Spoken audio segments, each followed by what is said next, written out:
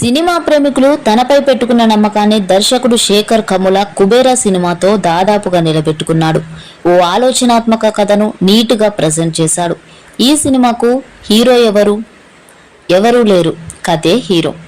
తను అనుకున్న పాయింట్ని స్ట్రైట్గా ఏ మసాలాలు జత చేసి పాడు చేయకుండా క్లీన్గా ప్రజెంట్ చేసిన దర్శకుడే హీరో. సాధారణంగా శేఖర్ కథలు ఫీల్ గుడ్ స్టోరీలు, కానీ ఇందులో కాస్త భిన్నంగా ట్రై చేశాడు. Scam etcetera. ఇది ఓ నిరుపేదకు ఓ ధనికుడికి నడుమ కాదు, పేదరికానికి సంపన్నతకు నడుమ ఘర్షణ కథ. నాగార్జున ఓ సిబిఐ అధికారి ఓ భారీ ప్లాన్లో భాగంగా బెగ్గర్లను నియమిస్తుంటాడు.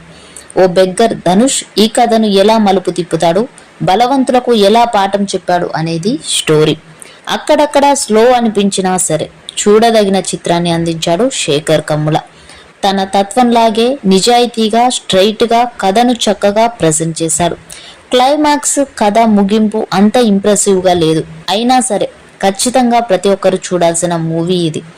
దేవిశ్రీ ప్రసాద్ బీజిఎం అయితే కెవ్వుకే కనిపిస్తుంది. మరి మీకు ఈ మూవీ ఎలా అనిపించిందో కామెంట్ చేయండి.